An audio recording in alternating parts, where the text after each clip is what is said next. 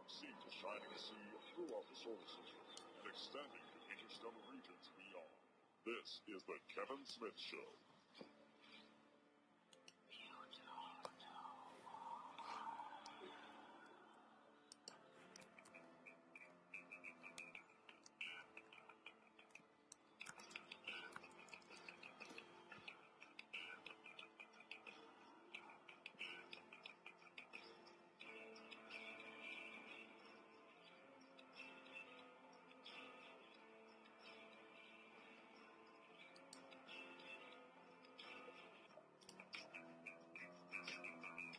Comments and views expressed on The Kevin Smith Show are those of the people that make them and do not necessarily reflect the views of Kevin Smith, The Kevin Smith Show, or its affiliates or sponsors.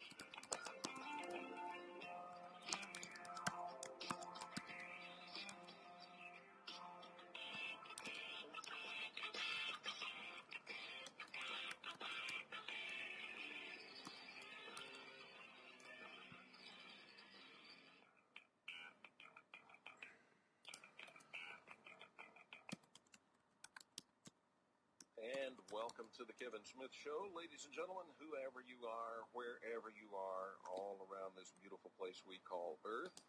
Thank you for being here at the Kevin Smith Show. Talk radio like nowhere else on Earth. It's the show where you matter. We're here because you have a right to know.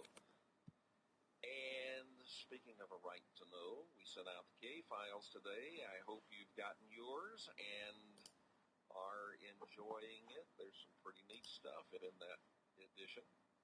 And if you are subscribed but you didn't get your K-Files, remember, when we send the K-Files out, if there's any sort of reason, it can be just internet interference, but your K-Files bounces back to us 3 times during our sending of an edition. If that happens, then our system automatically deletes the subscription. Now, the reason for that is to make sure we do not spam anybody. We don't do that. So if you were supposed to get it and you didn't get it, you might want to resubscribe. And also, if you subscribed and have never gotten it, that means you didn't use that link in that email you got to activate your account, to activate your subscription. So activate your subscription, and you will start getting the K-Files, all right? Well, we've got, some of you, now this is really going to show my age, but some of you are in my age bracket, and you remember a show called The Ed Sullivan Show. Do you remember The Ed Sullivan Show? He used to say, he came on Sunday nights, and he used to say, we have a really big show for you tonight. It was like he almost said, we have a really big shoe for you tonight. Well, we do. We've got some really interesting stuff we're going to talk about. My guest this evening is Robert Morningstar. He is the editor of UFO Digest. Now, he also edited my book called Mars Maximum Mystery. And that's sort of what we're going to be talking about. He has some additional information, new information about Mars. We did not have that information at the time that book came out. But having said that, that book, Mars Maximum Mystery, will pretty much roll your socks down, maybe blow your socks off, and I recommend it. It's in ebook format only, and you can get it here at the Kevin Smith Show. You just scroll down, you'll see a picture of the book at the bottom of the web page, and when you click on that, it'll take you to the correct page, okay? But tonight, we're going to add to the maximum mystery on Mars. Believe me, what you are going to see, what you're going to hear tonight is astounding, I think. And I think you will think so as well. Hey, if you're not a member yet, you want to be sure that you join, because it's only 23 cents a day. And for that 23 cents a day, you could be watching this tonight. We'll be back right after this. I think it's time to open the books on questions that have remained in the dark, on the question of government investigations of UFOs. It's time to find out what the truth really is that's out there. We ought to do it really because it's right. We ought to do it because the American people, quite frankly, can handle the truth. And we ought to do it because it's the law.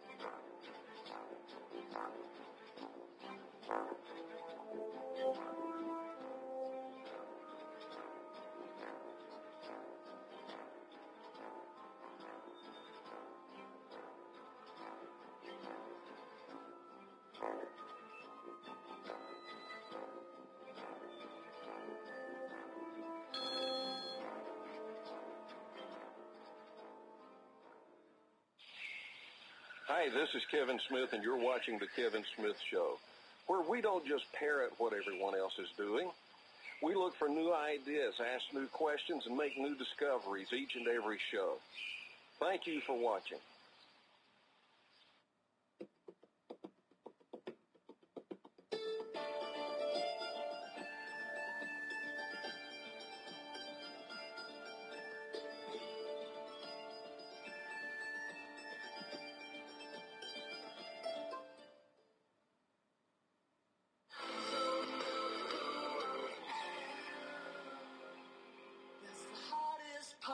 Losing a friend.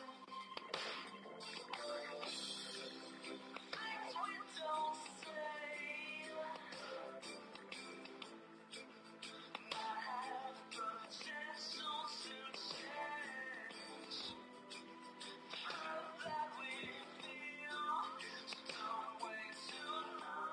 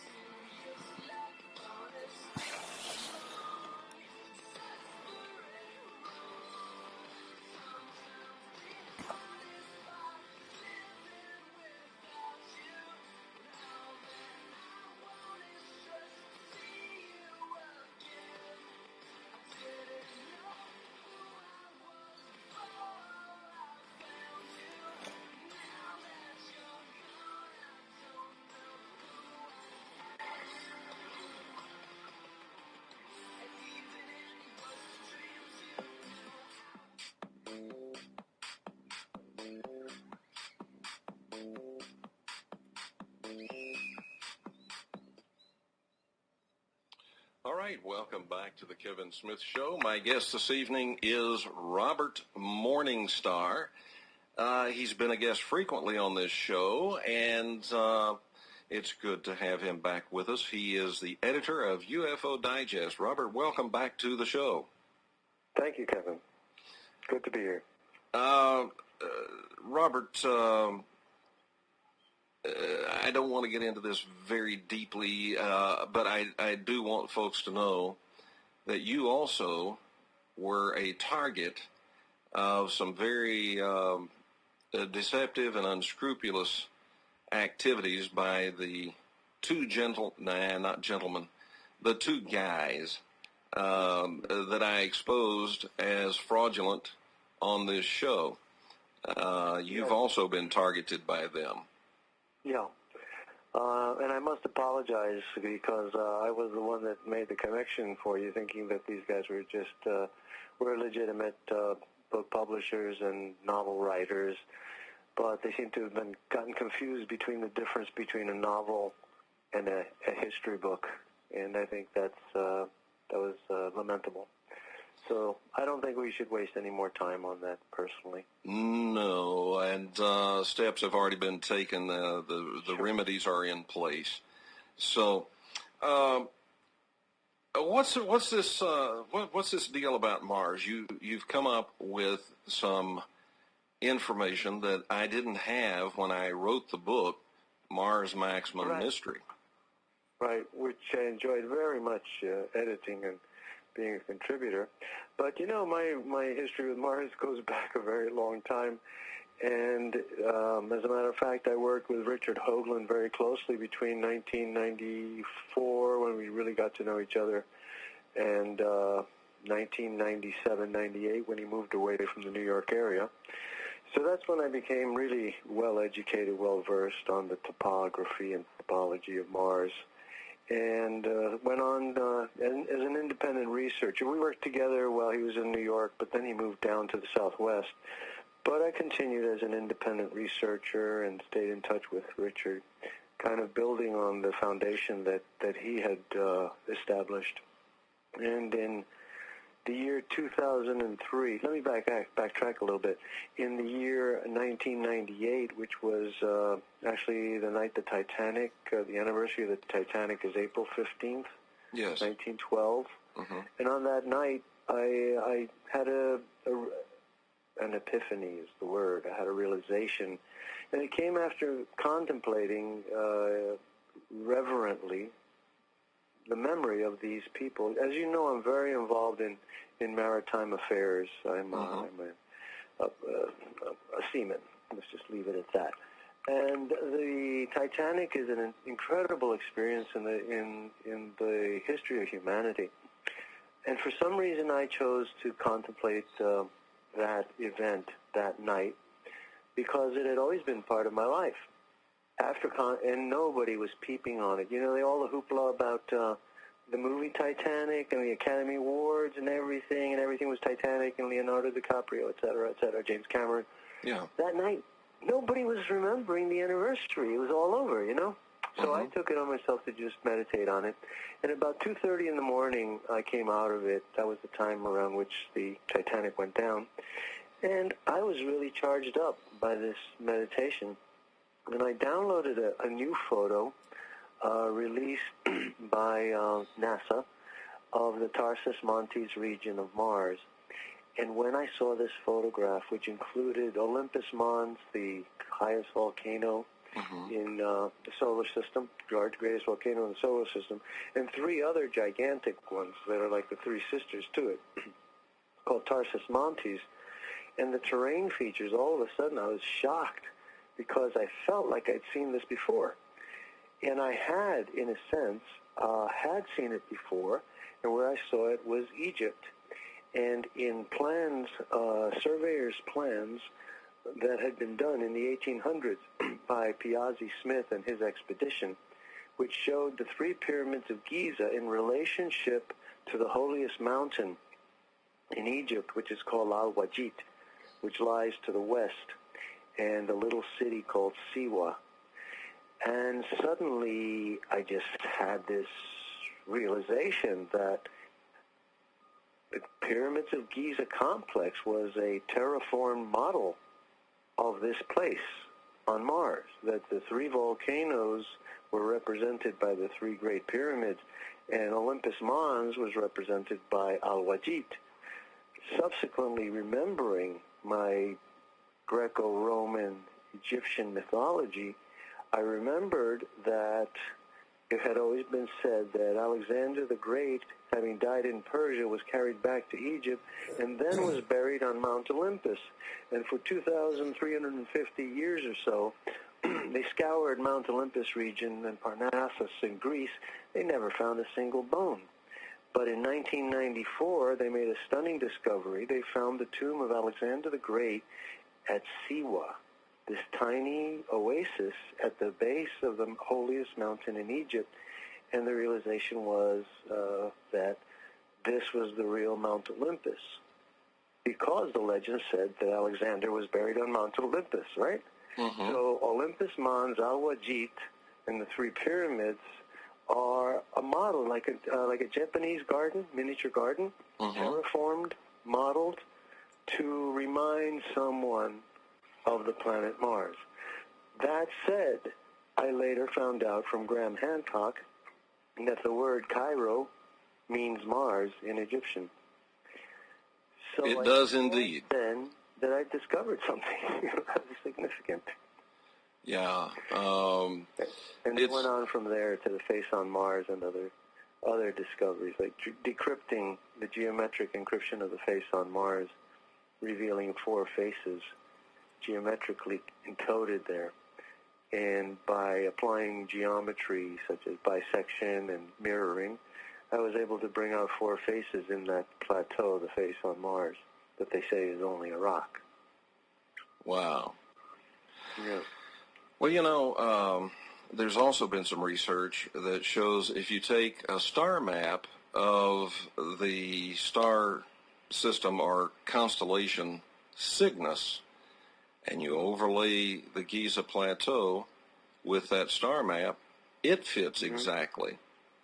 Right. This is something, it's a new interpretation, because prior to that, Robert Bauval had promoted the Orion theory. Yes. And I say to people, I have my theory about the terraforming of the pyramids, the complex, and the Tarsus Montes, and he has a theory of them being aligned with Orion, which they are. There's nothing that says that both of us can't be right, And likewise with the theory about Cygnus, since those ancient wise men were so conscious of the night sky, and its importance in everyday life. And I do believe in it. I believe that we are moved by heavenly bodies. The fact that the moon can raise the tides in the Bay of Fundy 45 feet is significant enough. Imagine what it does to us who are 90% water. Yeah. So I feel the tides. All right. So you had this epiphany. You found out that something on Earth pretty much is a carbon copy of what is on Mars. Oh yeah. What do you think it means? Well, let me give you how great the detail is, the parallel between Giza, and the 3 pyramids of Giza, and that region of the Tarsus Montes. Okay. Not only did I see the relationship between the 3 volcanoes and the pyramids and Al-Wajid and Olympus Mons, next to the pyramids, you have the longest river, the north-south river of the Nile. On Mars, there is something called a fossa. There are many fossa, F-O-S-S-A. That's a dry riverbed. And there, in that region of Olympus, Mons, and the Tarsus Mountains, I found a north-south running fossa called Credentia Fossa. Next to the pyramids, going outwardly beyond the Nile, you have the Great African Rift Valley, which is a huge crack in the earth. And there's a corresponding crack on Mars called the Valles Marineris, a gigantic... Well, I have no idea what's happened. All of a sudden, ladies and gentlemen, we have no audio from Robert. So, Robert, can you hear? I can hear you now. Can you hear me? I can hear you, but the audience cannot. Let me tell you. Okay, hang on. Let me tell you. Hang on. Let me tell you what happened. All of a sudden, our signal going out on radio, it was there when we started, and all of the various streams that we send out all of a sudden showed error. as if they all got attacked at the same time. And then the computer that is running the radio shows, or the radio show, sort of seized up, just froze up. Yeah. And then your audio clicked off, and folks that are watching us on our TV channel can hear us, and they can see me and see your picture. They cannot hear you right now, except they can hear that the speakerphone is on over there, and they can probably hear some little bit of voice that way. And yes, you can, because you're on the speakerphone. And so apparently we just underwent a rather massive attack that apparently was pretty effective. But the radio streams are back up now, and so it's, let's see if we can get you back up here. Okay, and we should have you back now. All right. Test 1, 2, 3. Yeah, we do have you back. However, whatever it is that hit us, and it hit while I watched it. People that were watching on television probably saw me working with something over here, and that's what I was working with. But whatever it is that hit us took out the radio streams, but they're back up now, and the audio is back up, and boy, was that weird. Somebody must know we're going to say and do and show something tonight they don't want said, done, and shown. Yeah, maybe I let the cat out of the bag when I let so many friends know I'd be on discussing some controversial subjects, and that we would have a debate about something. We almost always agree on everything, and then we find the one thing we disagree on. We'll save that for later. But just to finish up the thought where we lost the audio is that the topography around Giza is a reflection also of topographical regions in Mars that correspond. For example, the Valles Marineris Canyon, Strux Canyon system, corresponds to the Great African Rift Valley, and that the north-south running River Nile corresponds with Credentia Fossa, and fossa means a dry riverbed on Mars. The other thing that struck me is that Carl Sagan, Philip Morrison, and all those eggheads at Los Alamos and NASA named these regions in Greco-Roman terms, and also topographically, geographically, they named them the corresponding names that we have on Earth for the regions that lie to the east of the pyramids. For example, east of the pyramid, you have the Sinai Peninsula. On Mars, they named the region to the east of the Tarsus Montes, and they named it Sinai. They named another region Syria. They named many areas after Greco-Roman gods. And so I feel that they, like I did when I had the information in front of me, my mind made the leap, the inference, and the correlations. And so they, being the first to have received these photographs, they recognized it instantly. And then they encoded the names of the regions of Mars, following this pattern. How do you think it is that the topography of Egypt somehow matches the topography of Mars?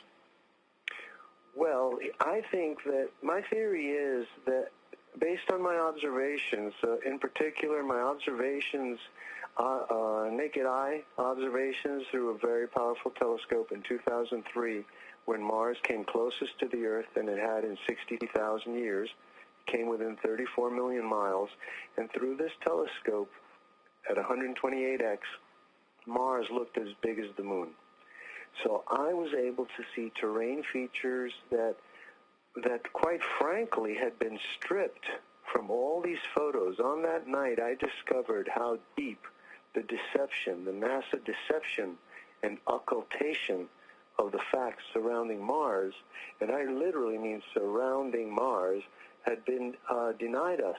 They had been stripped, just as they have doctored the lunar photographs with airbrushing. They have rendered photographs of Mars and stripped the atmosphere, the weather, long streams of aurora australoborealis. Arcs of plasma run over Mars from the North Pole to the South Pole, whereas we only have them over the North Pole and over the South Pole. As a matter of fact, today CNN showed a space shuttle photograph of the southern, the australoborealis, and bright green light. Well, there were streams of plasma racing from thousands of miles from the north to the south. There were clouds rolling off the Tarsus highlands. That the Tarsus bulge is a crack on Mars that runs north to south, leaving a gigantic palisades of cliffs, hundreds of miles, I say thousands of miles long, and probably 100 miles high. So when the winds sweep over this plain on the Tarsus highland, the winds fall off the end of the cliff, like water over Niagara Falls, but the result is a rapid drop in air pressure, which produces long columns of clouds that look like logs rolling off, and they keep traveling over the adjacent region, which is just kind of, it's in the same hemisphere, in the northern hemisphere, where Cydonia and the face on Mars. All right, we have to step away for a break, and we will be back right after this, maybe.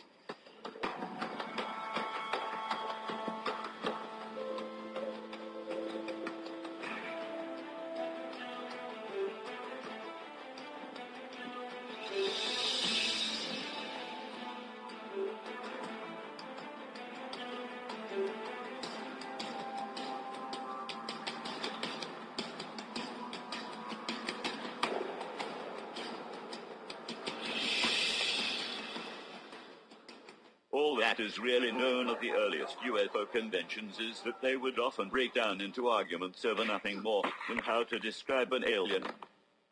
Now, you've got it all wrong. It's G-R-E-Y. No! You're the one that's got it wrong. It's G-R-A-Y.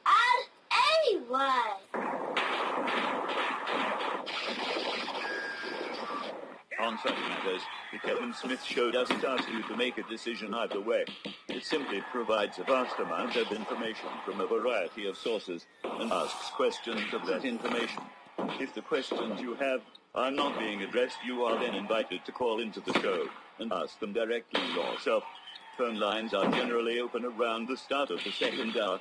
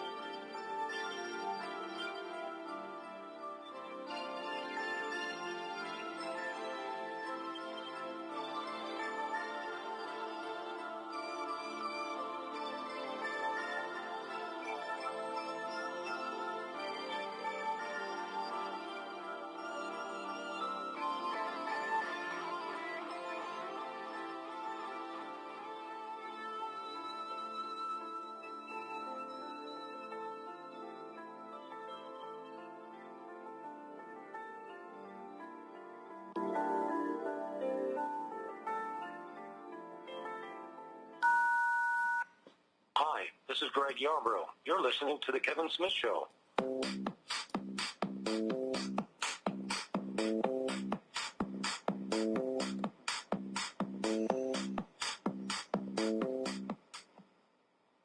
All right, welcome back. We are still on the air. We made it through the break, Robert. We are still on the air. That's great. It's not the first time this has happened with us. No, it's not. Controversial. Every time in the beginning, whenever I started to talk about something controversial, UFOs or whatnot, it happened to us. So it's no big surprise. No big surprise. But I'll tell you what, I'll have to look at the server logs once I get off the air tonight. But that was a massive attack. It took down 4 different streams, and it took them down all at the same time. So, but they're all back up. Everybody's back up, and our apologies, of course, to our affiliate stations. But, ladies and gentlemen, you have to understand, we do talk about things on this show that some folks don't want us to talk about. As I say, we're here because you have a right to know. Robert, I have pretty much bought the evidence, if you will, or bought into the evidence about the Cygnus constellation overlaying the Giza Plateau. And the primary reason, the Orion constellation, a lot of people say, well, the pyramids are laid out in the same configuration as the Orion constellation. But when you overlay the star map of Orion, the 2 of the stars fall right on the top of the 2 biggest pyramids. Mm-hmm. That 3rd star misses the 3rd pyramid.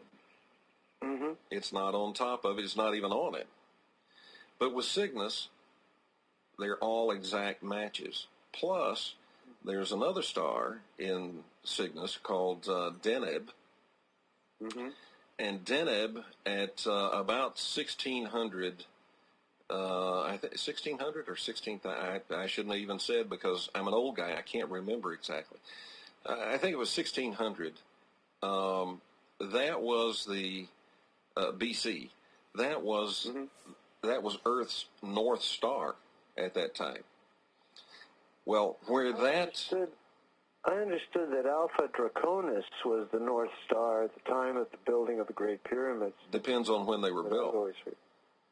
See, it depends on when they were built. Dating to about 3600 BC. Now, where that star falls on the Giza Plateau, in other words, when you put the star map on it, and where it falls, right there is where they found the tomb of Osiris. From what I had heard from Zahi Hawass and all of those, in 1999, they found the tomb of Osiris between the paws of the great Sphinx. No. And this was something that actually Edgar Cayce had predicted back in the 1930s and 40s. Yeah, that's not where it is. Well, I'm not surprised because Zahi Hawass and his crew are some of the greatest tomb robbers and deceivers about real Egyptology. They have their hidden agenda to hide the real facts. And Richard Hoagland and I had long conversations about this. But the reason I would take exception to literally Cygnus, so I understand Cygnus is a southern constellation, and a more southern constellation. And the Orion constellation does ride high over the pyramids. But, you know, I'd have to really go and check my astronomy charts before I could say anything definitively on this. I did hear about this Cygnus and Deneb, but I haven't really had a chance to study it in depth, so I'll reserve comment. And I'll just let me throw something else in there that you can throw into your research. Can't be right. Let me throw something else in there that you can throw into your research. Okay. Osiris is supposed to be, number one, not from Earth, according to the Egyptians. Actually, now we're getting... actually the Cometians, because it was not called Egypt. That's a Greek derivation. It was called Kemet.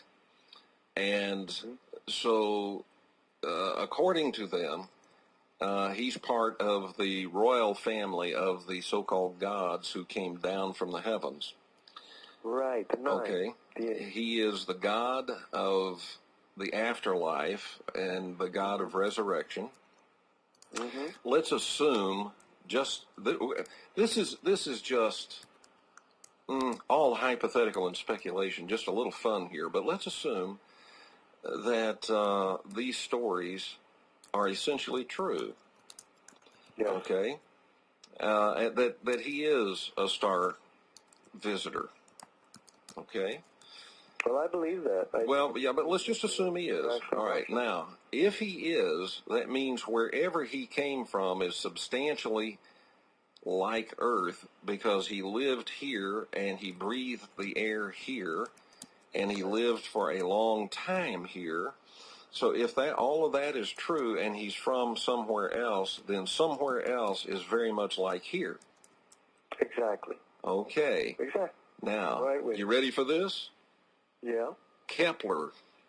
The Kepler telescope, space telescope, has found some, what was it, 1,200, let's see, 1, 2, 3, 7, 1,237 planets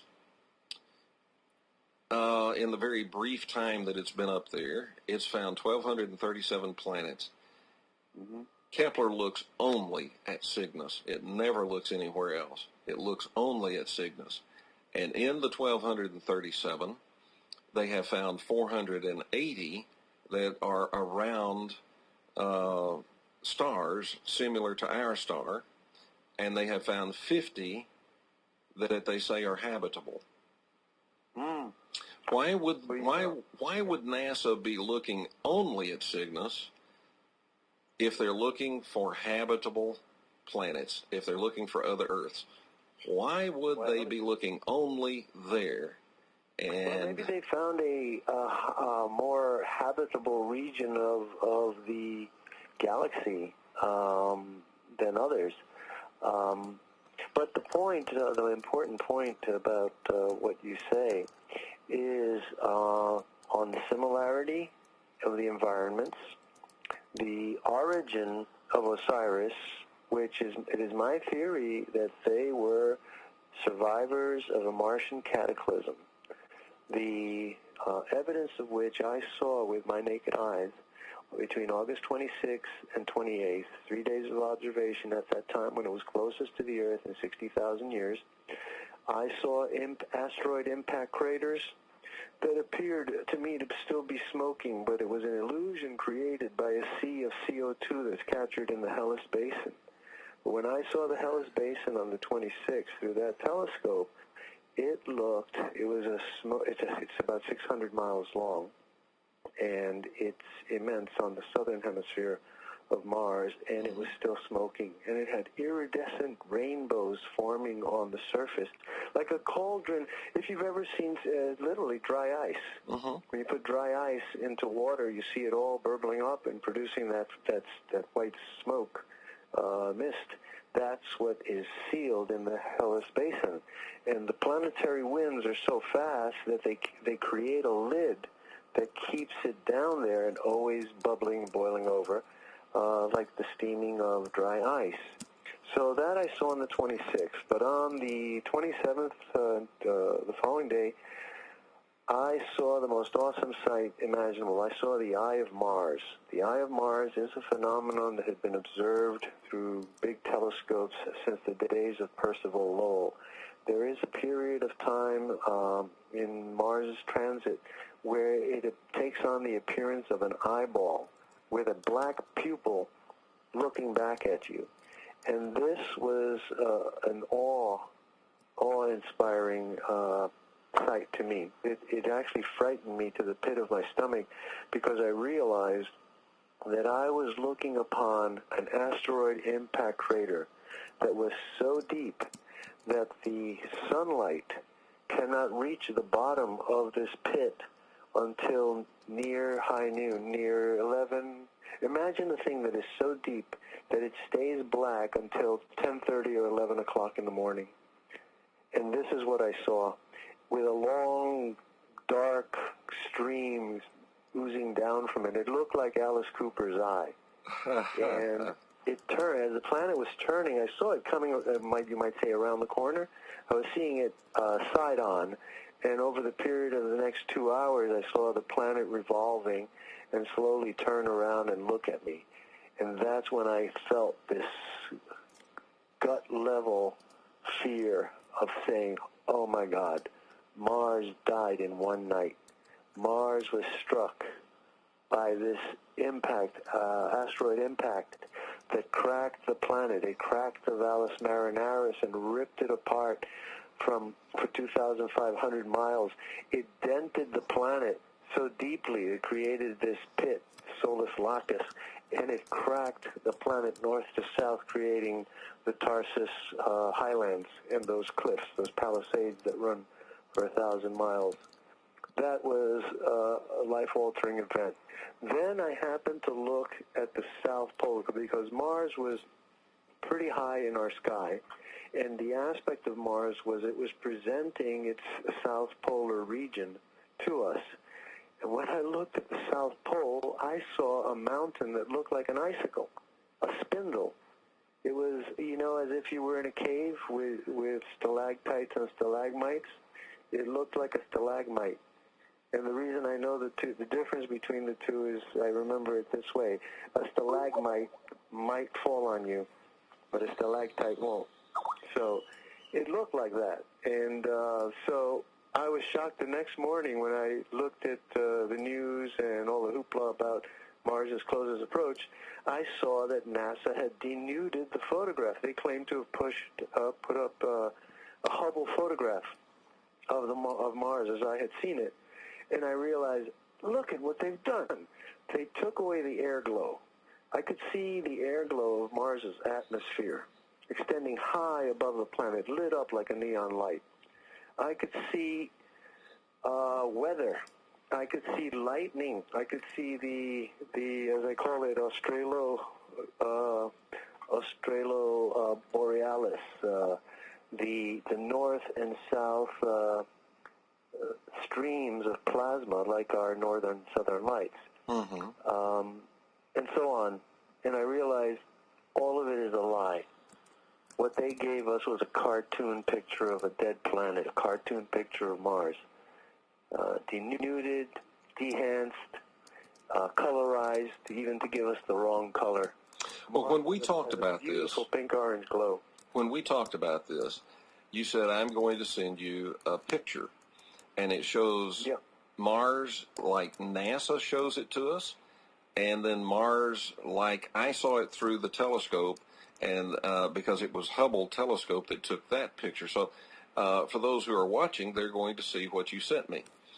And truly, there is a huge difference there, because the one that Hubble took shows a blue atmosphere around this planet and bands of clouds, and it's not quite as blue as Earth, but not far from it. Right.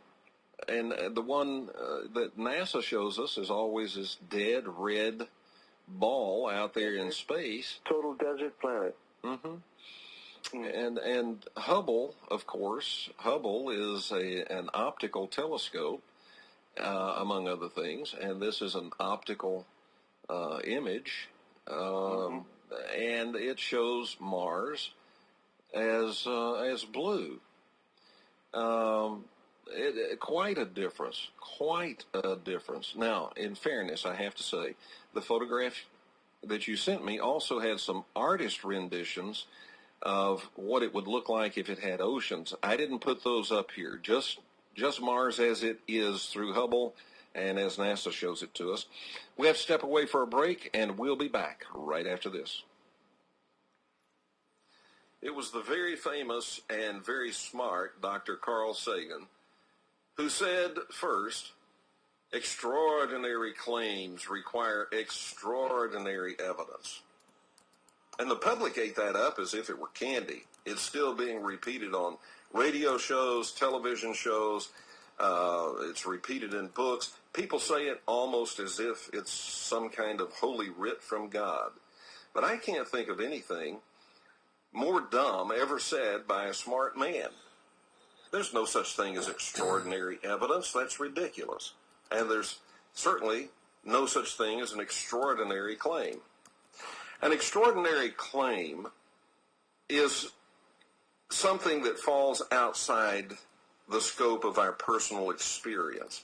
So it seems extraordinary to us, but to other people who have experienced it, it doesn't seem extraordinary at all. For instance, if I say to you that there are bats, you know, the tiny little furry animal that flies, bats, that have a 6-foot wingspan, you might think that's an extraordinary claim.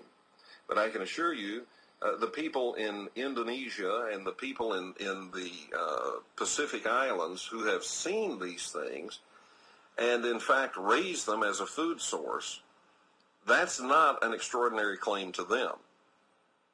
Now, let's talk about extraordinary evidence. Let's say that a president, any president, pick a president, is accused of committing a murder. That's a pretty extraordinary claim, many people would say. But the evidence that it takes to prove that he did it is exactly the evidence that it would take to prove you did it. There is no such thing as extraordinary evidence. Evidence is evidence. So this mantra that extraordinary claims require extraordinary evidence is something that is used as a smokescreen by debunkers to discard, discount, and do away with the very excellent evidence that exists for UFOs and for extraterrestrial intelligent life. I think this mantra, extraordinary claims require extraordinary evidence, probably is the most extraordinary stupidity I have ever heard.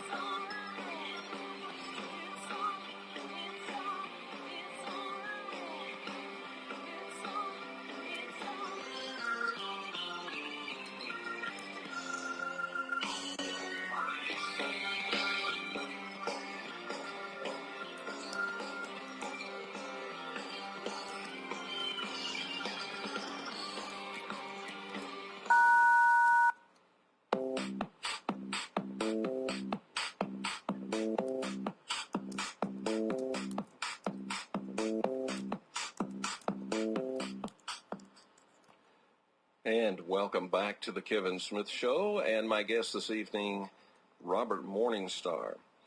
Robert, I was commenting that as we went to break, that this photograph from Hubble is optically what we should see.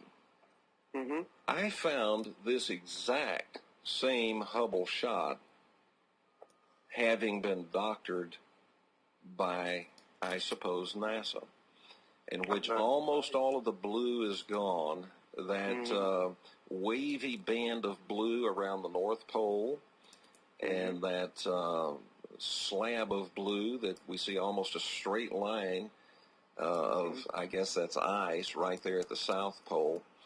They were still there, but almost all of the atmosphere had been stripped away. Right. And the planet had been made to look almost as red as they normally make it. But I noticed there was something else. Can I interject for a moment? You asked me why Egypt and Mars. That redness is the key to it.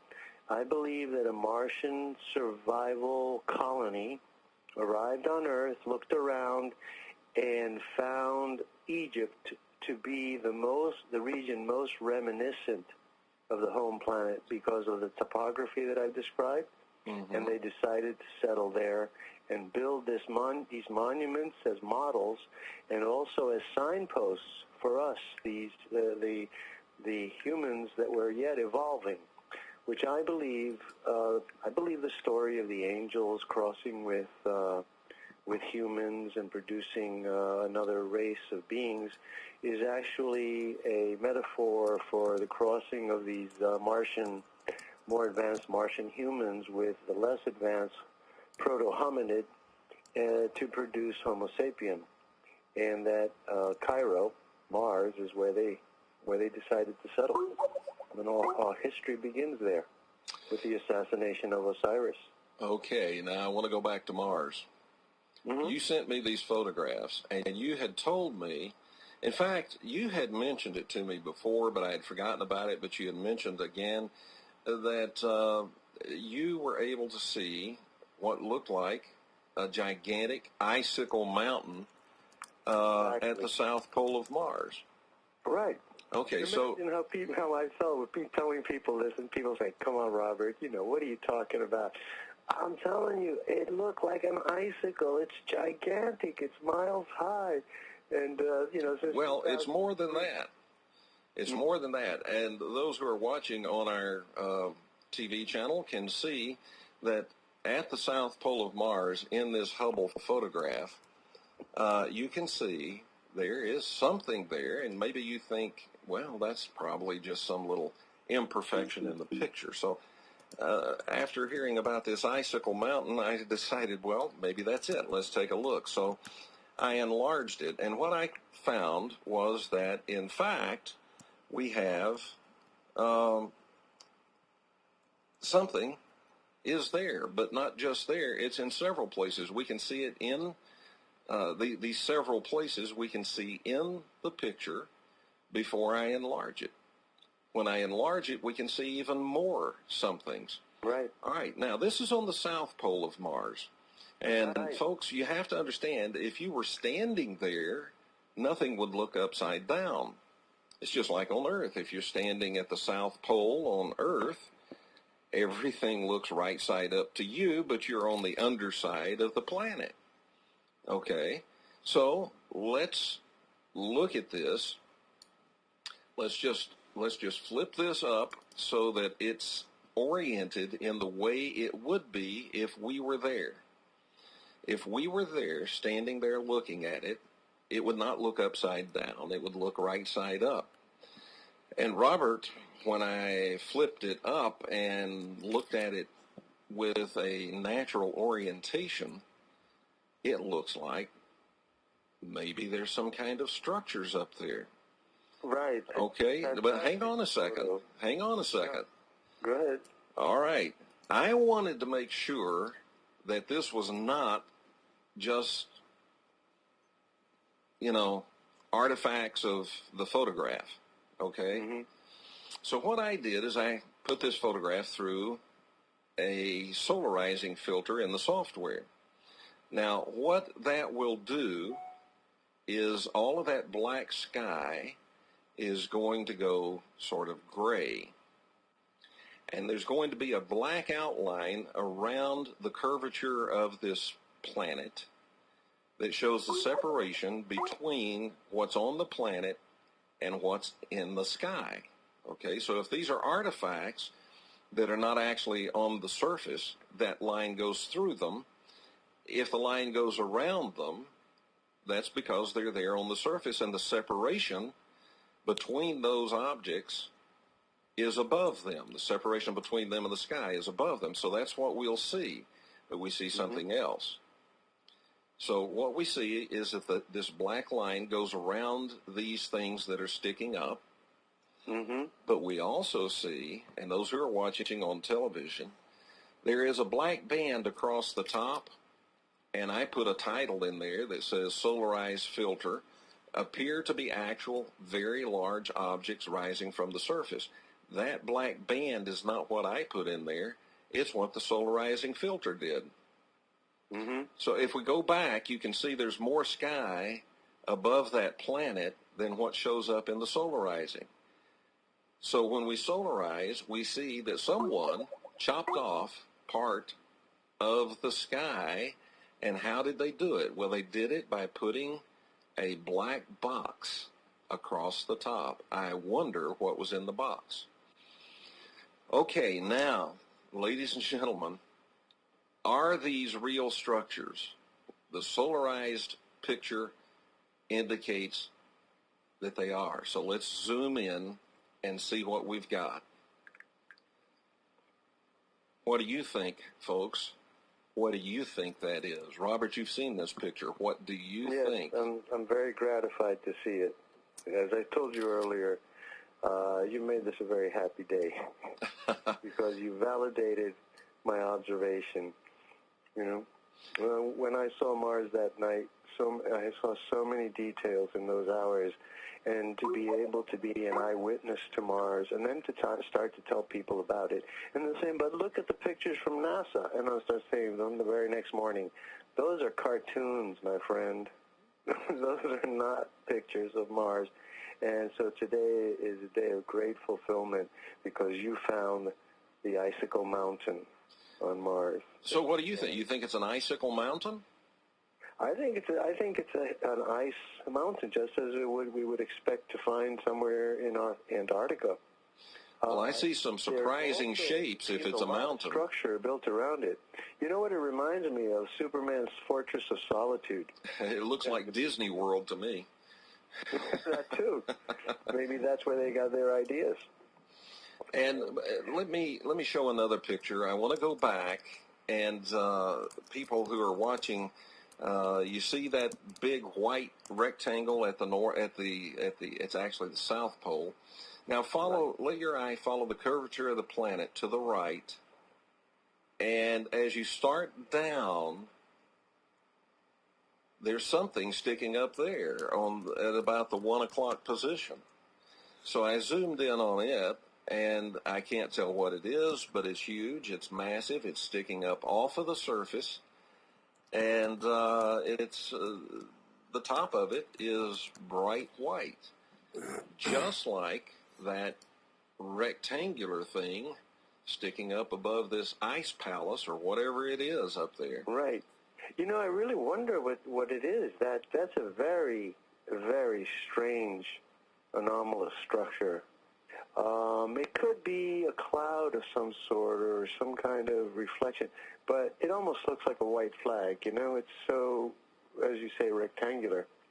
It's a very odd feature. Yeah, it's rectangular on all sides except the upper right corner, and it kind of has a bulb out there. I think this might be the Mars Hilton, and that's a big sign that says, vacancy, aliens welcome. I don't know. We have to take a break, though, and we'll be back right after this.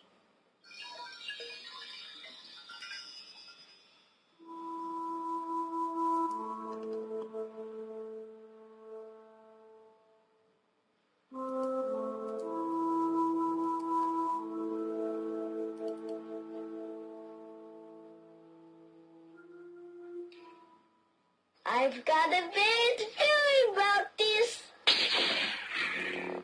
Oh, yeah, well, I bet it's not as bad as my memory. I've forgotten my lighter again. Hang on a minute, Weir. If you're annoyed by the loss of small things, you're really going to be put out by the loss of big things. Make sure you offer your support for the continuation of The Kevin Smith Show.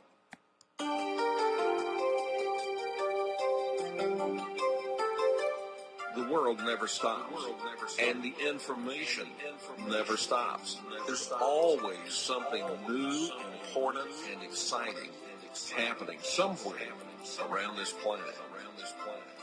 So long as the world never stops and the information never stops, I'll never stop.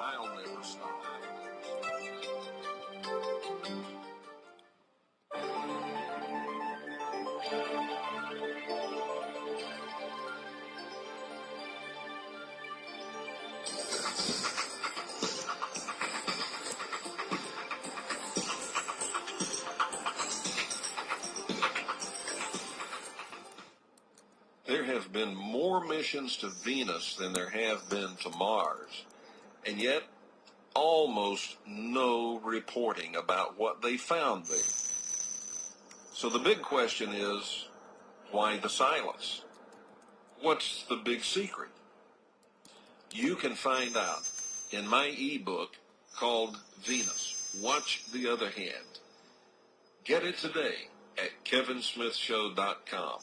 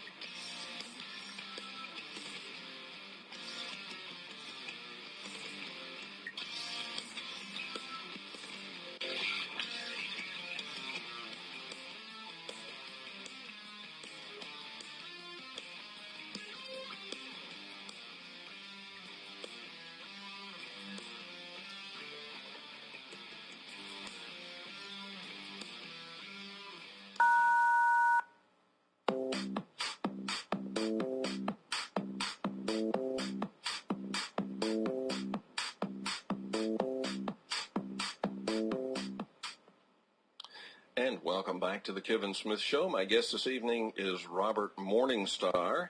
He is the editor of UFO Digest. And Robert, when we went to break, we had the picture up of this, whatever that is on the South Pole. For those who are listening and you can't see this, let me tell you the size of this. Mars has a circumference of just over 13,000 miles. It's about 13,263, something like that. Okay, so it's not small, okay? It's smaller than Earth, but it's not small. At this South Pole that we're looking at, whatever this is, goes from literally one side of the planet to the other at the South Pole. It has, on the right side, it's got a spire-looking thing, a tower-looking thing sticking up, but it's kind of delta-shaped like, I don't know, space shuttle. And then to the left, on the left side, there are two things sticking up. One is tall and spindly and looks kind of like a antenna. The other is, all I can say is it's there. I don't know what it looks like. It's sticking up. There is a wall, what appears to be. I'm describing how it looks, okay? Yeah. I'm not saying that's what it is. It looks like a silhouette of a city to me. Yeah. If the spire, if you're living in New York, I could easily believe that those spires are structures. Yeah. The thing is, though, because of the size of this, those have to be several miles high. Right. It's huge. Yeah. The gravity is less on Mars than it is on Earth. It is. It's about 50% less. Mm-hmm. But this looks like a walled city. I mean, that's the appearance. I would agree with that description. Yeah. And Kremlin. Do what? The Kremlin. Without the onion tops. Yeah, kind of could be. Yeah. Mm-hmm. A walled city. A walled city. Yeah. Mm-hmm. And I was talking about that big white rectangle that's right in the center. And way above the planet, though. Mm-hmm. That looks like it's almost orbiting or suspended there, almost like a space station, is my impression. Uh-huh. Now, it's hard to tell whenever I go to the solarized version, but when I go to the solarized version, you can see that the black line around the edge of the planet goes beneath that big white structure. That means that that big white structure, that big white rectangular-looking thing, is not setting down on the planet. Mm-hmm. It is in the sky. Mm-hmm. So I don't know That's what why that I referred to it as possibly a space station. Mm-hmm. Well, I'll tell you what I want to do. I want to open up the telephone lines and invite the audience to share with us what they think about this. I don't know what that is. What do you think, ladies and gentlemen? The telephone number is 623-444-5889. 623-444-5889. If you are calling from outside the USA and outside of Canada, that number will work. It'll work internationally, anywhere. But I understand that it's very expensive to make international long-distance calls. So, for that reason, if you're not in Canada and if you're not in the USA, we have for you something called the flash message option. Just go to my website, kevinsmithshow.com. You scroll down, you see the picture about tonight's show, and right above that picture you will see a link that says flash message. If you're in Canada or the USA, please use the telephone. And caller, you're live on the Kevin Smith Show. Your first name and from where are you calling? Hi, this is Jerry from Las Vegas. Hello, Jerry. Hi, Jerry. How you doing, Kevin? I think that what that possibly could be is the original city of Atlantis, because that comes from Egypt, which was taken by Plato, and if the Martians went to Egypt, and it does... Kevin, have you heard this before? No, I haven't. Well, I thought I said it to you earlier when we were talking about this. I have not heard this theory before. Go ahead, Jerry. Oh, no, not the Atlas Mountains, the city of Atlantis, the sunken city that sank under the ocean. Okay. On Mars. Yeah, I don't think it sank under the ocean on Mars, but it's on the southern ice cap, which could have been the last remaining water source on the planet. Time, stories change. You never know. Well, Okay. I'm not clear on what you're saying is Atlantis. The photo that he has of the South Pole of Mars, or something else? Yeah, that looks like the whole entire South Pole could be the city of Atlantis. The city of Atlantis. Like, yeah, I voiced a similar opinion to Kevin earlier today before we went on the show. I must have it reminded me of that. I'm sorry, but in the floating object to me really looks like a space station. Yep. Okay. You know, it could also be an atmospheric effect. The way light interplays off ice and bounces around. I'd like to just interject that in Antarctica we have some similar strange effects. Admiral Byrd described a sunset in Antarctica when he saw the sun setting. It split into 4 suns, each of a different color, like a central sun and 4 suns around it like a cross. And these things would appear on photographs. But I would really love to go there, get closer, and see more recent or detailed photographs. I think Kevin. Well, the problem with that being a reflection is when we look at this in the solarized picture, we get the line, the dark line of the curvature of the planet is beneath this. But then there is a dark line around it as well, around that object as well, separating it from the sky, which has been solarized out. It appeared to me that the object, whatever it is, has been reshaped and truncated, and perhaps to disguise what it really is. So the presence of these 2 lines above and below it confirm that there's something there apparently that they don't even want us. They don't want us to see what it really is. Yeah, and Jerry, you think it's a space station, huh? Likely candidate. Jerry, you think it's a space station? I mean, it's hundreds of miles on an edge. All right, hang on, Robert. Jerry, you think it's a space station? Yes, Kevin, I do. It really does look like a space station, and especially the bulge on one side, you would think maybe that's some kind of a sensor array or communication hub or something. Okay. That's just my wild guess. Yeah, well, who knows? I saw this today for the first time, so I have no idea what this is, but it's pretty magnificent looking, isn't it? Yes, Kevin, it is. Too bad we can't have Buzz Aldrin call in to comment on it. I wish he would. I understand Buzz wants to go back to Mars. That's what I heard Cernan say. Well, thank you very much, Kevin, for the wonderful and enlightening show this evening. I must be going. All right, thank you for the call. 623-444-5889. 623-444-5889. What do you think this thing is, ladies and gentlemen? This is amazing. What I'm looking at it's a little bit blurry because we've zoomed a lot to be able to see this. But what I'm looking at has the general shape and appearance of, it could be Disneyland, it could be the Kremlin. It's huge. How tall, Robert, would you say those walls, if those are walls, how tall would they have to be? Miles and miles. I mean, the Icicle Mountain must be 60 miles high. That's my estimate, my guesstimate. So the walls look like they're about,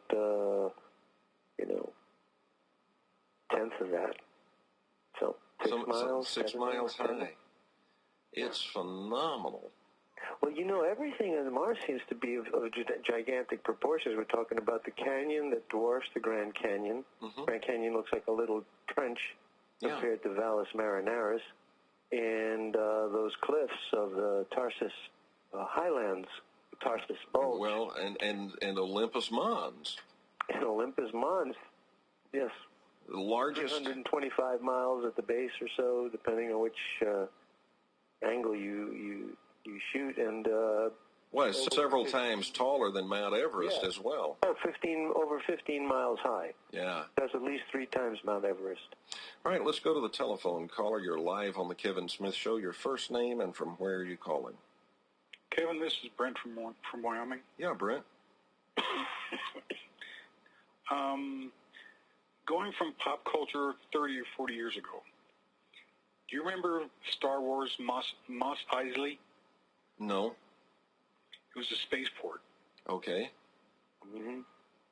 This... And The Empire Strikes Back. Yeah. Right. This could be the Martian version of a spaceport. Because it's located on one of the poles. And my guess is that those... they could be beacons of some sort. But that billboard thing, I have no clue. Like I said, I think this is probably the Mars Hilton. And there's a big sign out front that says vacancy. I had a description of Mr. Bigelow's space motels or space hotels.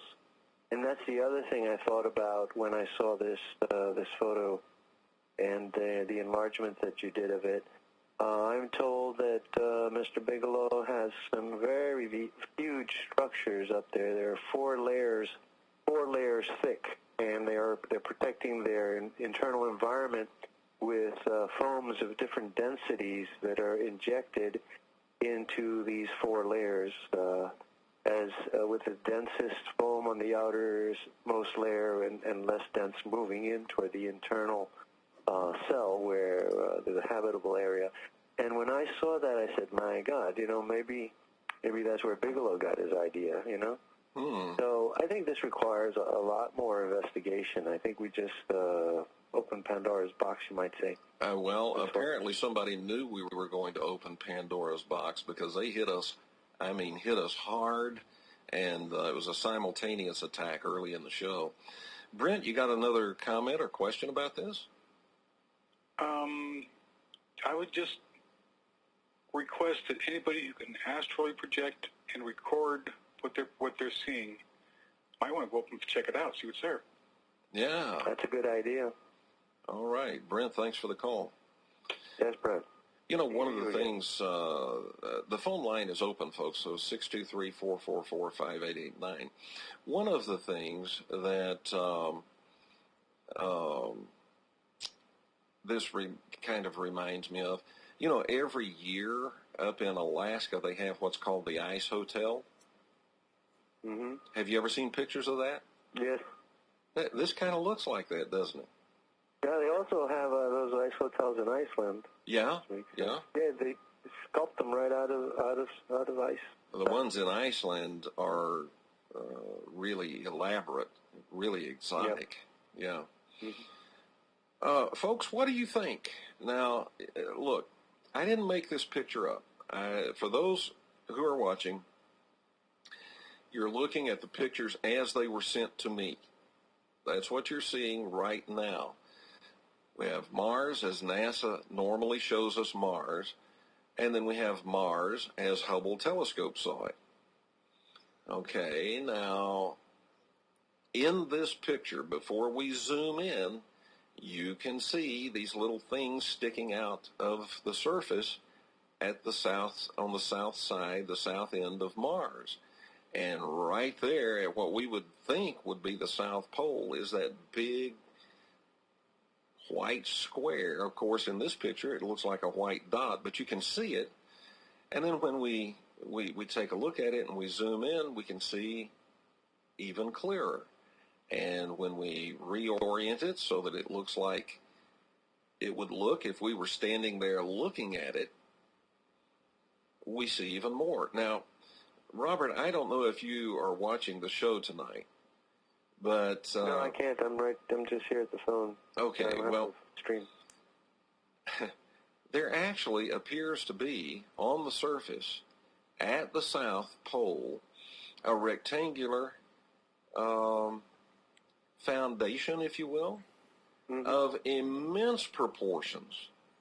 And this, I'll call it a city or installation, would take up maybe a fifth of this rectangular area. And, I mean, I don't know. You know, I'll tell you what I think. I think there's a good possibility that rectangular area has been manipulated. It's a good possibility there's something there that has been manipulated out of there, and it's a rectangular shape. But look, folks, don't go away saying that I said that that's what had been done, because I have not put this in Photoshop to see. All I did was enlarge it and take a look at, to see what could we see. But it looks to me like there may... Robert, wow. That rectangular area, if it's... imagine a rectangle like a swimming pool. Mm-hmm. But it goes from left to right all the way across the planet. Mm-hmm. This facility is setting on the far rim or side of the swimming pool. Okay? Mm-hmm. And coming up out of that rectangle is nothing but light. In other words, instead of water, all we're seeing is light. It's illuminated from within. Yes, that's what it looks like. We've seen that phenomenon in certain craters on the moon, too, like Aristarchus. Aristarchus glows in the night on the moon. I found photos of that. Well, I was talking to a friend. There's a lot of studies being done on Mars now exploring caves, because we have found that there's a vast amount of water on Mars, and it's kind of trapped underground. And I said to my friend, does it make sense to you that if the water is underground, life to survive would have to seek it and would have to go into a submarinian existence? submarine as a subterranean to Earth, submarine to Mars. And it's just common sense that those glass tubes that Hoagland discovered and so many of the openings that have been focused upon by people like Joseph Skipper and others, it seems to me it's very, very likely that Martian life after the cataclysm followed the water and went underground. Well, like you pointed out, it certainly does that here. Absolutely, and it adapts. We were talking about the blind fish found in the Mammoth Caves and in several cave systems that evolved to have no eyes and have no color, but they thrive. They thrive in that environment. Okay. Now, these pictures that we've been discussing, I'm saying that it looks like this or that. I'm not saying that's what it is. I don't know what it is. But it looks like a big facility there. It looks like a gigantic rectangle. And by gigantic, I mean it goes from one side of the planet to the other, with light coming up out of it. Instead of there being water in it like a swimming pool, there's light in it.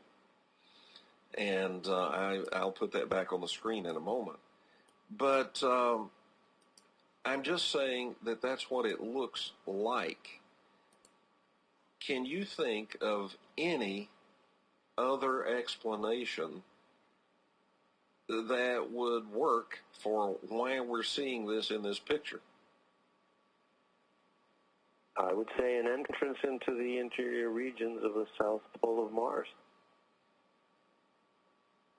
Or some kind of hollow space that is capturing a lot of sunlight and reflecting it back out. Okay, now if this thing that I'm saying looks like a city, if it is a structure, a manufactured or built structure, meaning, of course, it's artificial, not something that is geological, but something that somebody built, who would you suspect would be the builders of this thing?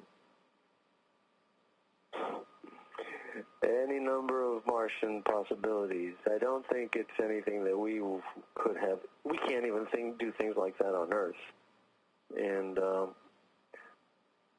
we might be dealing with something. Of course, I do believe, as I said before, that there was a Martian human remnant that came to Earth and settled and repopulated and boosted our DNA. But,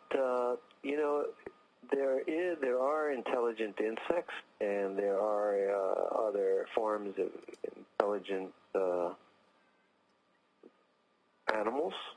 So, structure, for example, structures of ant colonies, structures of termite hills, structures of beehives and hornets' nests. Well, I tell you what, if that's ants that did that, human architect. If that's ants that did that, that's one hell of an ant. I don't ever want to meet that ant. The ice ant. The ice fire ant. ants of Texas. Mm-hmm. Well, I don't see too many things. I see a lot of weird stuff on Mars. I don't see anything on Mars normally that really shocks me. But this picture that you sent me shocked me. And I'm still shocked. I have to tell you, this is something I totally did not expect. It's, and as a matter of fact, you sent it to me, and you had not seen it zoomed in like that. No, I saw that the white thing, but I was more concerned with proving my assertion that NASA was stripping the atmosphere and the air glow and the weather out of the photographs that they were releasing. And there are other instances where I found the weather disguised. As I was looking at Solus Locus, for example, it was totally, in one great photograph, except it was totally devoid of features. And it was strange, something really strange. But what I realized was that in that particular picture, Solus Locus was full of CO2 the way I described that the Hellas Basin was full of CO2, except that NASA had colored these clouds of CO2 to look like ground. And so it looked like ground devoid of terrain, of features, like a desert. And actually, when I saw some of the Mariner photographs taken in the 60s, 70s of the same region, it was a tremendous, as rough as the black and white photos were, which were television photos that were telemetried to Earth and then decoded and made into prints. Even in that very rough, raw data, I could see a tremendous amount of detail in the area of Solus Locus, in the areas called Sinai, Syria, and Dalmatia. So that's where I started to pick up that NASA, after 1966-67, began a policy of occultation, of hiding the facts. Okay, now you mentioned Joseph Skipper, and for those who are not familiar, Joseph Skipper has a phenomenal website called MarsAnomalyResearch.com. And on this website, he's got some photographs. Well, we'll talk about them when we come back from break. We have a break taking over. So we'll do that when we come back. Ladies and gentlemen, don't go away.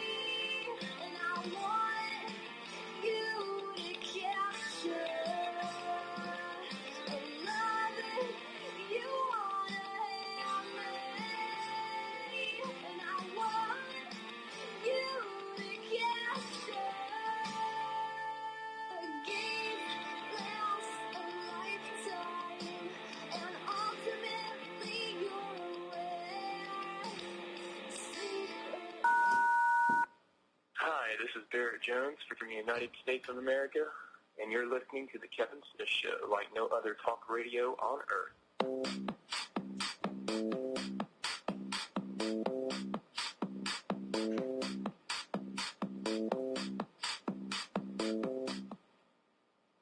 All right, welcome back to the Kevin Smith Show. My guest this evening, Robert Morningstar. And Robert, when we went away for break, I was talking about J.P. Skipper and some of the photographs he's got. And what a phenomenal website that is. A very dedicated researcher. I admire his work very much. On his website, he's got several photographs that show what appear to be forests on Mars. And in fact... very impressive. Yeah. Here's a question. If those are there, why have not astronomers with very powerful telescopes not seen them? Well, they can't be seen with telescopes, even the most powerful on Earth, but certainly those Mars orbiter photographs are actually the ones where he's been tapping.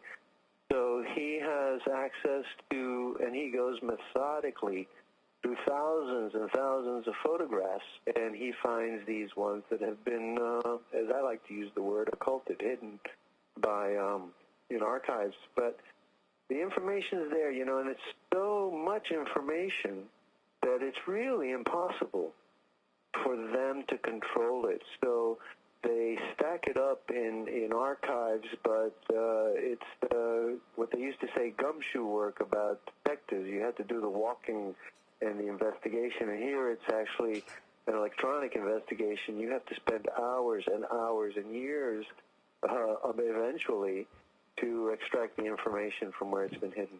And Mr. Skipper does that, Richard Hoagland does that, I do that, you do it as well. Yes, but now I'd like to say one thing. It's very important, Kevin, for me to say this, that I've said it before, that I believe in something called the cross-pollination of information, that when you share information freely, you make faster advances, you make greater and new discoveries, just as happened today. I saw that icicle mountain on Mars in 2003. I've told it for years.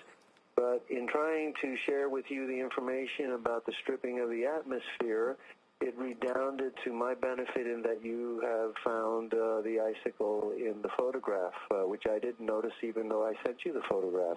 That's what I call cross-pollination of information. All right, now... We all advance, and that's what's wrong with secrecy. Secrecy requires that individuals rediscover the same thing, and that certainly is going to stunt progress, So that said... Okay, now back to the photographs. Yeah. When you have large areas of vegetation, you might not be able to see individual trees with a telescope, but you ought to be able to see the large patch of vegetation. Mm-hmm. Some of the photographs show what appear to be rivers and lakes, large lakes, with what appears to be water in them. That certainly should be visible through powerful telescopes, but if they're seeing it, they're not telling us. And I would think with as many astronomers as we have around the world, and even backyard astronomers who have really powerful stuff, somebody would have seen and somebody would have talked. So what do you think? Well, they talked in the old days. They used to see areas that changed hue in Mars according to the season. Yes. And they did talk about it. And then it was an assumption that perhaps there was vegetation that thrived in the Martian summer and retreated in the Martian winter. But when NASA decided to portray Mars as an absolutely dead planet, devoid of life, devoid of water, how many years did they tell us? How many years did they tell us that Mars had no water? Until 2 years ago, they started to own up. But Richard Hoagland was pointing out water on Mars 1992, 93, and 94. And even I, working with the earliest satellite photos, found what I thought were lakes on top of mountains in the Valley Neredi area. So it's been a long haul, but, independent researchers are doing the work, and we are extracting the truth from NASA like pulling teeth from a polar bear, to stick with the Antarctic analogies. Yeah, well, and that's without a tranquilizer dart, too. Yeah, I mean, but Kevin, we did say that we were going to discuss the dismantling of NASA. Yeah, let's talk about that. Yeah, and I think it's a good thing. I think NASA has failed its mission. It's failed in its responsibility to the American people, and rightly so. It's being hacked away. And you think it's bad, and I think it's good. And I think it's bad.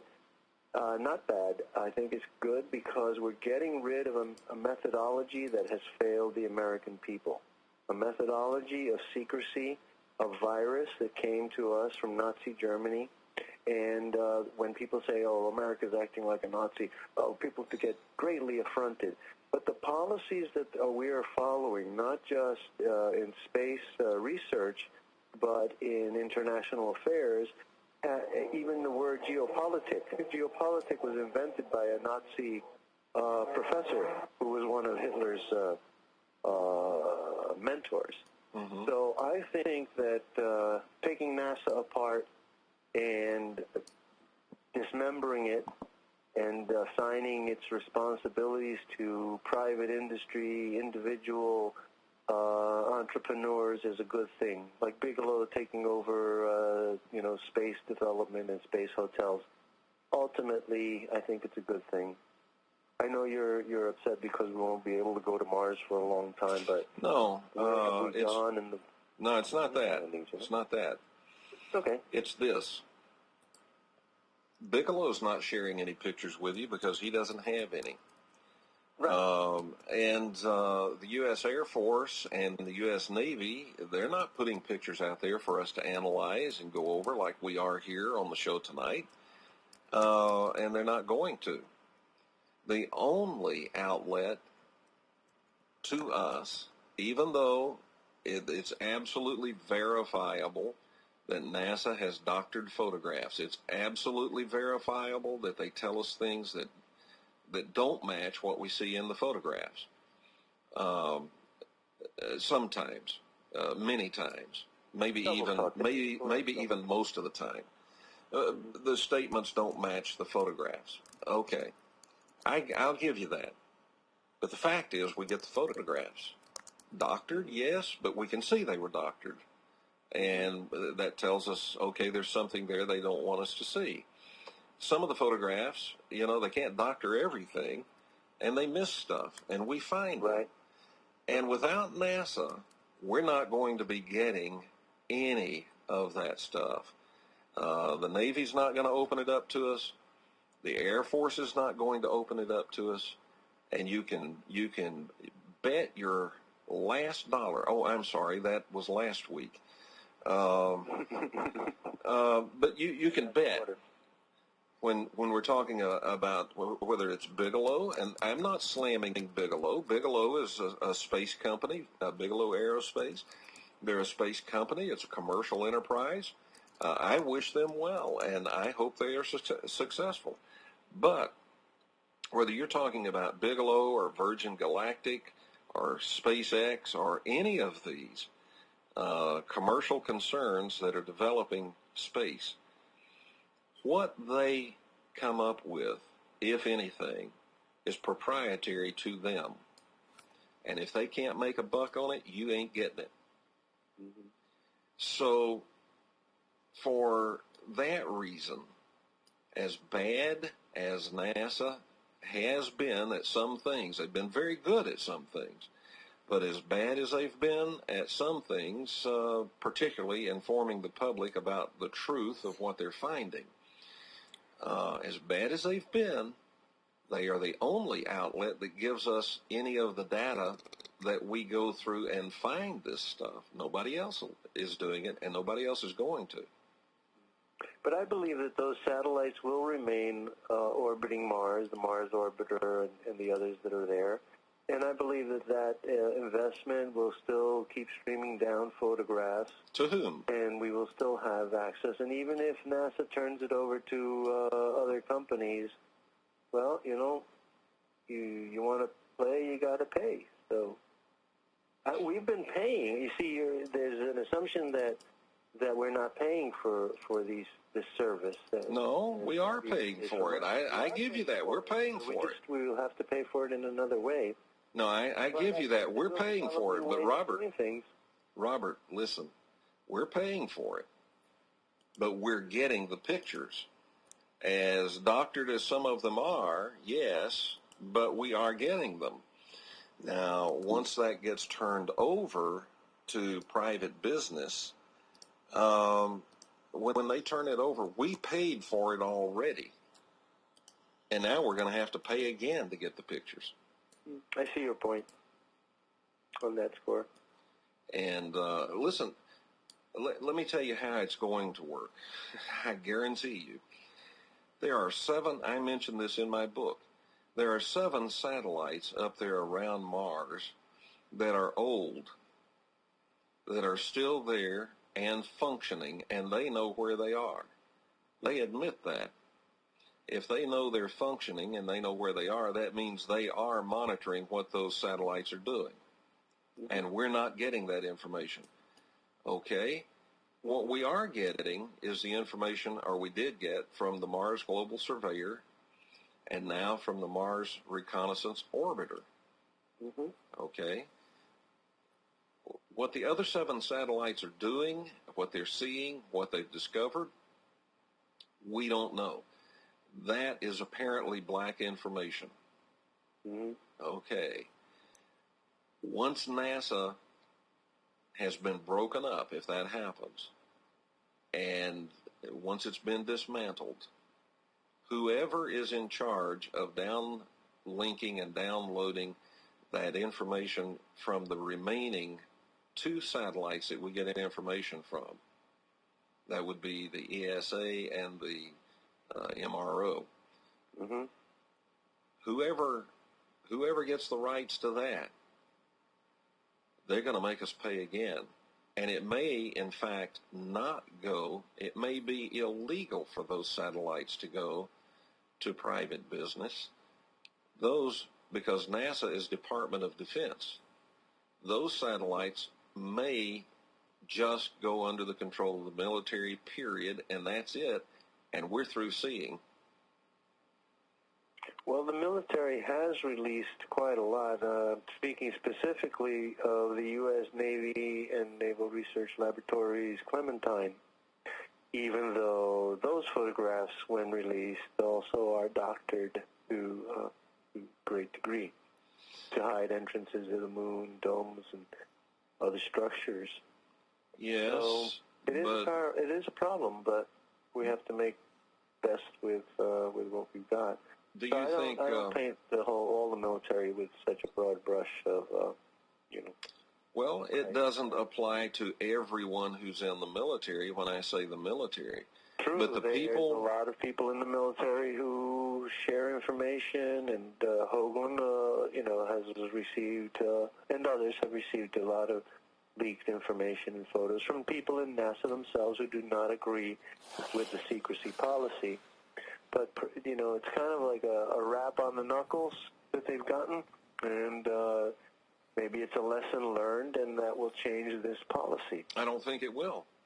I don't think NASA is going, I don't think they have had a come to Jesus meeting. And they have not been converted. Ultimately, what will convince them. They've not been converted, and they're not going to be. There are laws that make it illegal for them to say anything that could possibly cause a panic on Earth, and therefore they're never going to talk about real extraterrestrial stuff. We have to take a break. We will be back right after this.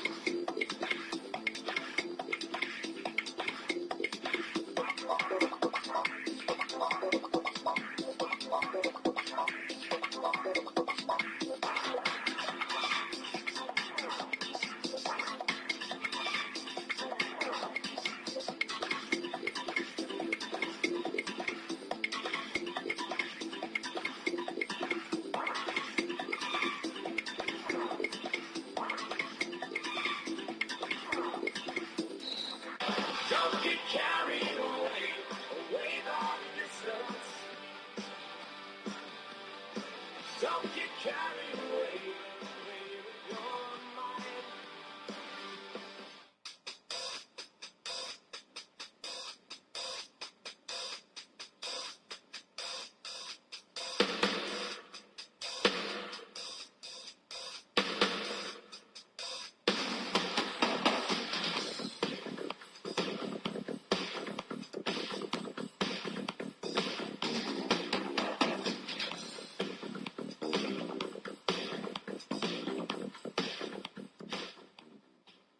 The Kevin Smith Show deals with many thought-provoking aspects of the paranormal, particularly leading-edge information regarding UFOs.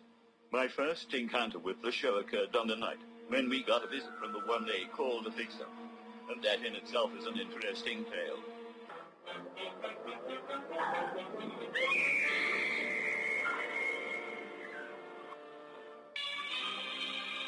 Sorry, I really tried, but I think the TV's broken for good.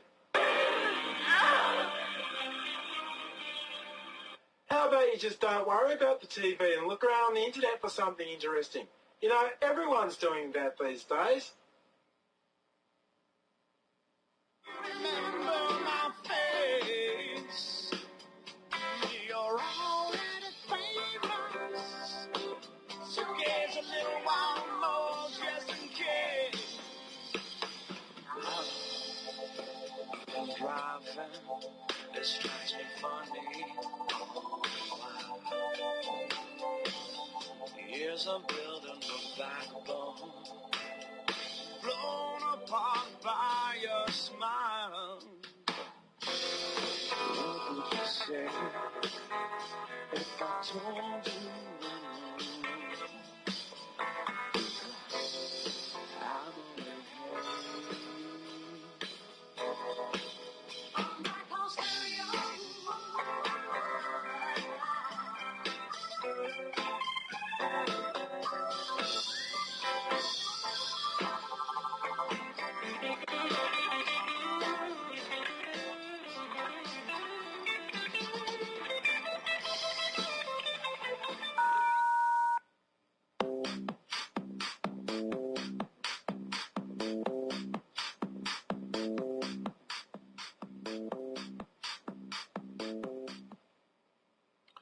All right, welcome back to the Kevin Smith Show, and my guest this evening, Robert Morningstar. Robert, we were talking about the breakup of NASA. We're on final approach. That means we've only got a few minutes left here.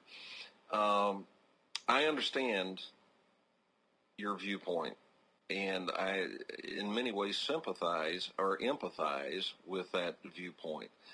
NASA has not given to us, the public, what we expect of it, but I guarantee you they are giving us exactly what the Department of Defense expects. Mm-hmm. And at least we get some photographs with some things they forgot to hide. Maybe on purpose, I don't know. Mm-hmm. Well, I believe that that's the thing that certain individuals in NASA, you know, they'll release and leak a photograph with significant information and put a caption that is totally irrelevant. And that's what happened to me in 2004 when I discovered certain artifacts which I've written about as TMA-1, Signs of Intelligent Life on Mars, which you can find on UFO Digest.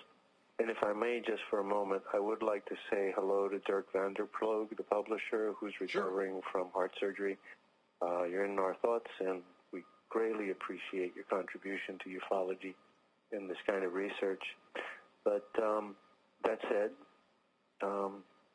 we have to make do the best we can with what we've got, but I'm sure that we can continue to do better.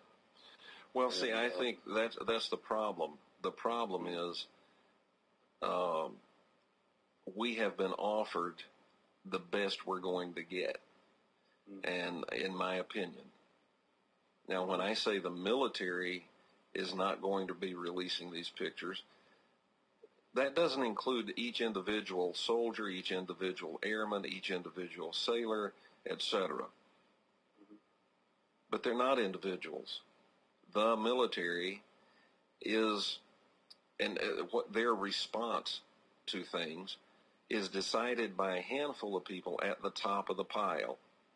Mm-hmm. And those people at the top of the pile are the ones that decide you're not going to get to see the pictures. And they don't. Look, they've released a few pictures of Clementine. Doctored? Okay. Mm-hmm. What if they released about Venus? You think the military doesn't have good intelligence about Venus? What if they released about Mars? Nothing. Mm-hmm. What if they released about the moon other than Clementine? Basically nothing. Now, am I scorching the military? No, I'm just stating a fact. That's what we've got. And I think with NASA, they've tossed us a bone and they've said that's the best you're going to get. And if it's dismantled, their attitude may just be, well, you had it, you didn't want it, so live without it. Mm-hmm. I don't think we're going to get something better. Mm-hmm. Well, time will tell.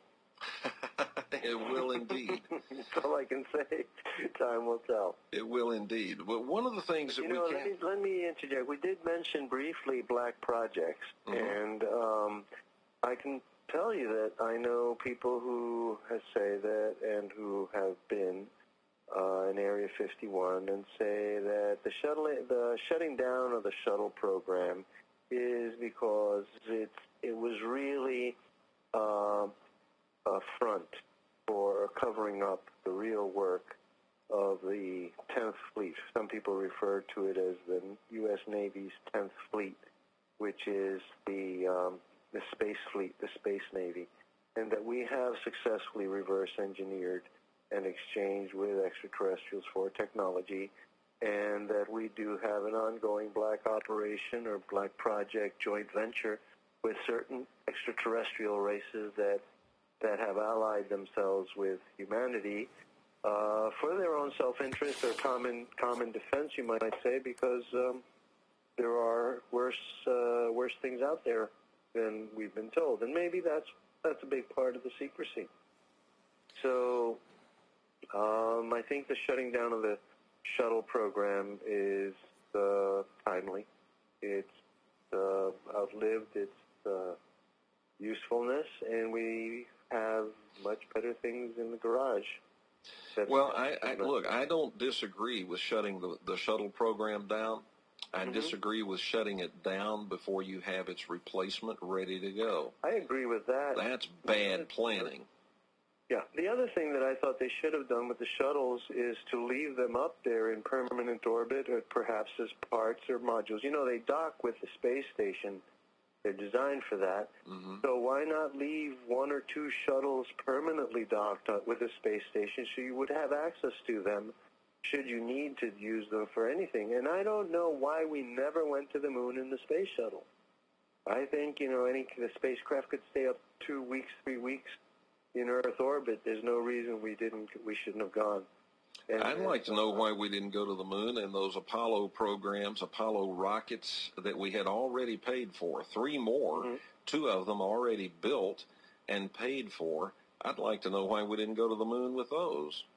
Well, I think that we were told, Yankee, go home. I think so. I think that may be the case. Part of it is Yankee, go home. The other part is Yankee going home telling us that what they found on the moon would scare the dickens out of us because of the entrenched policy in NASA based on the Brookings Institution report of 1967, that they were afraid that the War of the Worlds paranoia syndrome would happen should they ever reveal it to be a fact. So we're dealing with archaic policies that assume that the American consciousness has remained unchanged since 1939, when in fact the American consciousness has advanced quite far and is able to handle the revelation of, extraterrestrial life or aliens in our midst. So, which is becoming pretty self-evident as time goes by. So I think it's a wrong policy, assuming that Americans have not changed and cannot adapt, and we will have better to adapt slowly than to be shocked, because if it's on the terms of alien races, the day they reveal themselves, that will be a day of chaos, because no one will trust the government at all, having been lied to so long, 70 years or more, about this. So they're caught in a quandary. And we've talked before about the liability of government coming out and admitting to the American public that they have been lying. There are great liabilities. For example, the simplest example is cattle mutilations. You know, if they come out and say, yeah, we knew they were doing that, all those ranchers that lost those 30,000 head of cattle, just that alone, not to mention the abuses that were allowed to be done to abductees. And there is great liability, but this thing about nobody's going to trust the government, if the polls are anywhere near accurate right now, hey, they don't have very far to fall. They're almost at the bottom now. That's true. All right, listen, we are just about out of time. If you will, stay on the line with me. And thank you so much for being with us and for sharing these photographs with us. Fascinating photographs. I have to say, not much really shocks me. These photographs did. But I also have to say, and I want to emphasize this, there may be some perfectly normal, natural explanation for why we see this in these photographs. I don't think so, but there might be. And so I'll keep an open mind on that. And maybe someone has and will provide for us that explanation. It's been a fantastic week here at the Kevin Smith Show. I told you this would roll your socks. And you know what? Somebody really took it to heart and tried to put us off the air in a big way during this show. But we got around that, didn't we? And here we are. It's time for me to say, my friends call me Steel-Eye, my enemies do too, and you can call me whatever you want. Just keep coming back again and again and again. Until next time, so long, everybody.